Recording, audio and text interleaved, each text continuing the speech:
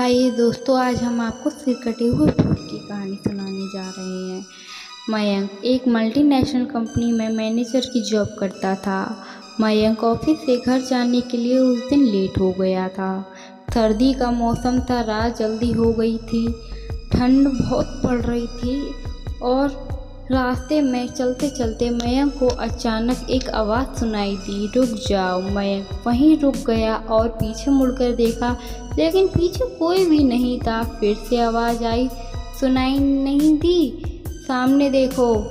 जैसे मयंक ने सामने देखा तो ज़मीन पर कुछ चमकती हुई चीज़ दिखाई दी। मयंक दौड़ के उस चीज़ के पास गया और देखा तो यह कोई चीज़ साधारण नहीं थी, बल्कि कुछ चमकता हुआ हीरा था। उस हीरे को हाथ में लिए उसकी चमक को देख मयंक की खुशी का कोई ठिकाना नहीं था। लेकिन मयंक को पता कहाँ था कि ये कोई साधारण या नहीं, बल्कि ये मायावी हीरा है। उस हीरे में से आवाज़ आई, अगर तुम्हें और भी हीरे चाहिए तो इस ज़मीन को खोदो। इस ज़मीन के नीचे बहुत सारे हीरे हैं। मयंक खुश हो गया, उस हीरे को जेब में डाला और ज़मीन खोदना शुरू किया। करीबन 2 फीट खोदने के बाद अचानक मयंक डर गया और चिल्लाने लगा। इस कारण उसका संतुलन खो गया और ज़मीन पर गिर पड़ा, क्योंकि उस गड्ढे में हीरे मोती नहीं, बल्कि किसी इंसान का कटा हुआ सिर था। अचानक वह सर हवा में उड़ने लगा और बोला, डरो मत, मैं तुम्हें हीरे मोती ज़रूर दिलाऊंगा। मैं तुम्हें कोई नुकसान नहीं पहुंचाऊंगा, बस मेरे पीछे पीछे चलो। फिर वह सिर हवा में उड़ा और जंगल की ओर बढ़ने लगा। करीबन 1 किलोमीटर चलने के बाद वह सिर रुक गया और मयंक भी रुक गया। उस सिर ने मयंक से कहा, इस ज़मीन के नीचे बहुत सारे हीरे मोती जवाहरात छुपे हुए हैं, इस ज़मीन को खोदो। मयंक खुश हो गया और ज़मीन को खोदना शुरू कर दिया। खोदते खोदते उस ज़मीन के नीचे हीरे मोती नहीं, बल्कि उस सिर का कटा हुआ धड़ मिला। उस सिर ने कहा, अब तुम्हें मेरा आखिरी काम करना है, उसके बाद मैं तुम्हें मालामाल कर दूंगा। तो मैं कहीं से 1 लोटा खून लेकर आना होगा। मयंक बोला, पर मैं 1 लोटा खून कहाँ से लाऊंगा? सिर बोला, एक इंसान को मार कर उसका खून ले आओ।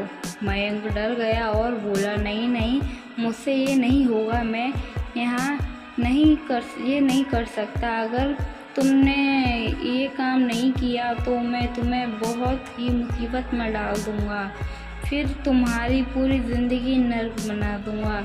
मयंक ने हाथ जोड़ा, उसके से कहा, मुझे माफ़ कर दो, अगर मैंने ये काम किया तो पुलिस मुझे गिरफ्तार करके ले जाएगी और मुझे जेल में डाल देगी। ने अपने तंत्र की शक्ति से एक छुरी और लोटा प्रकट किया और गुस्से में आकर मयंक से बोला, जाओ 1 लोटा खून लेकर आओ, अगर नहीं लाओगे तो मैं तुम्हारे पूरे परिवार को मौत के घाट उतार दूंगा। मयंक ने मजबूरी में आकर एक आदमी की हत्या कर दी और वो सिर खून देखकर बहुत खुश हुआ और बोला, यह खून मेरे शरीर पर डाल दो। इस सिर के कहने पर मयंक ने खून को उसके शरीर पर डाल दिया। फिर कुछ ही देर बाद वो कटा हुआ सिर उस शरीर पर जुड़ गया। वह सब देखकर मयंक की हालत खराब हो गई और वो भूत को देखकर काफ़ी डर गया और जैसे ही भूत जिंदा हुआ तो जोर जोर से हंसने लगा और डरावनी आवाज़ें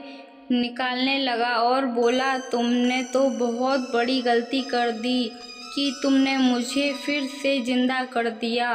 अब मैं सिर्फ तुम्हें ही नहीं, बल्कि इस पूरे संसार को, शहर को तबाह कर दूंगा।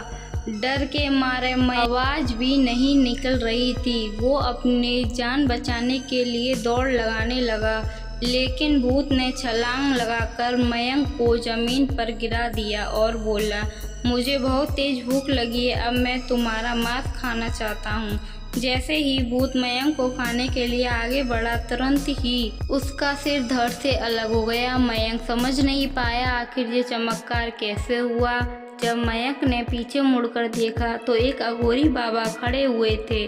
तो अघोरी बाबा ने कहा, जब तुम एक आदमी को मारकर उसका खून ले जा रहे थे, मैं तभी समझ गया था कुछ तो बुरा होने वाला है। इसीलिए मैं तुम्हारे पीछे पीछे यहाँ तक चला आया और मैंने अपनी शक्ति और तंत्र मंत्र की शक्ति से भूत को फिर से मार डाला।